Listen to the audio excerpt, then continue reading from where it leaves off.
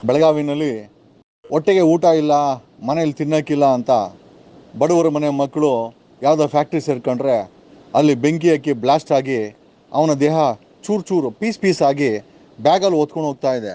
ನಮ್ಮ ಪ್ರಶ್ನೆ ಏನಪ್ಪ ಅಂತಂದರೆ, ಕರ್ನಾಟಕದಲ್ಲಿ ದೊಡ್ಡ ದೊಡ್ಡ ಶ್ರೀಮಂತ ಬಂಡವಾಳಶಾಹಿಗಳು ಬಂದರೆ ರೈತರ ಜಮೀನನ್ನು ಕಿತ್ತವ್ರು ಕೊಟ್ಟು ರೈತರಿಗೆ ಟೀ ಕುಡಿಯೋಕ್ಕೂ ಕಾಸಿಲ್ದ್ರ ಮಾಡೋವಂಥ ಎಲ್ಲ ಪಕ್ಷದ ಸರ್ಕಾರಗಳು ಅವ್ರು ಮಾಡೋವಂಥ ಅತ್ಯಾಚಾರಗಳಿಗೆ ಇವ್ರುಗಳು ನೋಡ್ಕೊಂಡು ಸುಮ್ಮನೆರಂತ ಇಂಥ ಒಂದು ಅವಘಡ ನಡೆದಿದೆಯಲ್ಲ.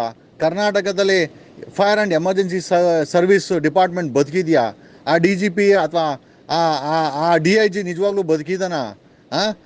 ಇಂಥ ಫ್ಯಾಕ್ಟ್ರಿಗಳಿಗೆ ಕಳ್ಳ NOC ಕೊಡೋಕ್ಕೋಸ್ಕರ ಎಷ್ಟೋ ಅಪಾರ್ಟ್ಮೆಂಟ್ಗಳಲ್ಲಿ ಫೈರ್ ಮತ್ತು ಸೇಫ್ಟಿ ಸ್ಟ್ಯಾಂಡರ್ಡ್ಸು ಫಾಲೋ ಮಾಡಲ್ಲ. ಈ ಫ್ಯಾಕ್ಟ್ರಿನಲ್ಲಿ ಫೈರ್ ಆ್ಯಂಡ್ ಮತ್ತು ಇದನ್ನು ಸ್ಟ್ಯಾಂಡರ್ಡ್ಸು ಫಾಲೋ ಮಾಡಿದರೆ ಈ ಸಾವು ಆಗ್ತಾ ಇರಲಿಲ್ಲ. ಇದು ತನ್ನ ಮಗನ ದೇಹವನ್ನು ಒಂದು ಬ್ಯಾಗಿನಲ್ಲಿ ಹೊತ್ತು ಹೋಗಲಿಕ್ಕೆ ನಿಜವಾಗ್ಲೂ ಅವನ ಎದೆ ಎಷ್ಟು ಗಟ್ಟಿ ಇರಬೇಕು. ಬಾರ್ಡರ್ನಲ್ಲಿ ಎದುರಾಳಿಯ ಗುಂಡಿಗೆ ಎದೆ ಕೊಡ್ತಾರೆ ನಮ್ಮ ಸೈನಿಕರು ಅಂತಾರೆ. ಮೋಸ್ಟ್ಲಿ ಅದಕ್ಕಿಂತ ಟಫ್ ಆದಂಥ ಸಿಚುವೇಶನ್ ಏನಾದರೂ ಇದ್ದರೆ ತನ್ನ ಸ್ವಂತ ಮಗನ ದೇಹದ ಭಾಗಗಳನ್ನು ಬ್ಯಾಗಿನಲ್ಲಿ ತುಂಬ್ಕೊಂಡು ಹೋಗೋದಿದೆಯಲ್ಲ, ಇದಕ್ಕಿಂತ ಒಂದು ದೊಡ್ಡ ಕಷ್ಟ ಯಾರಿಗೂ ಬರೋದೇ ಬೇಡ. ಈ ಪರಿಸ್ಥಿತಿ ಯಾರಾದರೂ ನಮ್ಮ ಕರ್ನಾಟಕದಲ್ಲಿ ಅಕಸ್ಮಾತ್ ಕುಮಾರಸ್ವಾಮಿಗೋ, ಸಿದ್ದರಾಮಯ್ಯನಿಗೋ, ಅಶೋಕನ್ಗೋ, ಯಡಿಯೂರಪ್ಪನಿಗೋ,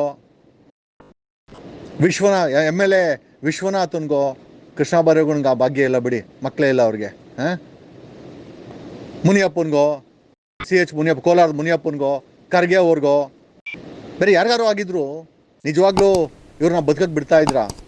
rules are only meant to be in the book, rules are only meant to be for misusing ಅಂತ ಹೇಳ್ಬಿಟ್ಟಿದ್ದಾರೆ. ಕರ್ನಾಟಕದಲ್ಲಿ ಈ ಒಂದು ಫ್ಯಾಕ್ಟ್ರಿನಲ್ಲಿ ಫೈರ್ ಆ್ಯಂಡ್ ಎಮರ್ಜೆನ್ಸಿ ಸೇಫ್ಟಿ ರೂಲ್ಸನ್ನ ಫಾಲೋ ಮಾಡಿದ ಗತಿ ಬರ್ತಾ ಇತ್ತಾ? ಆಮೇಲೆ ಅದನ್ನು ಕೊಡಲಿಕ್ಕೆ ಕರ್ನಾಟಕ ಫೈರ್ ಆ್ಯಂಡ್ ಎಮರ್ಜೆನ್ಸಿ ಡಿಪಾರ್ಟ್ಮೆಂಟಿನ ಇಲಾಖೆಯವರು ಕೋಟಿ ಹಣ ತಗೊಳ್ತಾರೆ ಸುಳ್ಳು ಸೇಫ್ಟಿ NOCಗಳನ್ನ ಕೊಡಲಿಕ್ಕೆ. ಈ ದಂಧೆ ಆಗಿಬಿಟ್ಟಿದೆ. ಈಗ ನೋಡಿ, ಎಲ್ಲ ಡಿಪಾರ್ಟ್ಮೆಂಟ್ ಏನೋ ಪೊಲೀಸ್ ಬೀದಿಗೆ ಬಂತು, IAS IPS ಎಲ್ಲರೂ ಬೀದಿಗೆ ಬಂದರು, ಈಗ ಫೈರವರು ಕೂಡ ಬೀದಿಗೆ ಬರ್ತಾ ಇದ್ದಾರೆ. ಈ ಒಂದು ಬಾಡಿಯನ್ನು ಹೊತ್ತು ಹೋಗೋವಂಥ ಪರಿಸ್ಥಿತಿ ಯಾವುದೇ ಮನುಷ್ಯ, 800 ಕೋಟಿ ಜನರಿದ್ದಾರೆ ಇಡೀ ವಿಶ್ವದಲ್ಲಿ, ಯಾವ ತಂದೆಗೂ ಈ ಪರಿಸ್ಥಿತಿ ಬರಬೇಡ ಅಂತ ಒಂದು ನೋವಿನ ನುಡಿಯನ್ನು ಇಲ್ಲಿ ಹೇಳ್ತಾ ಇದ್ದೀನಿ ಸ್ನೇಹಿತರೆ. Sorry to say this. Thank you. TV12 Kannada, ಇದು ಕನ್ನಡಿಗರ ಧ್ವನಿ.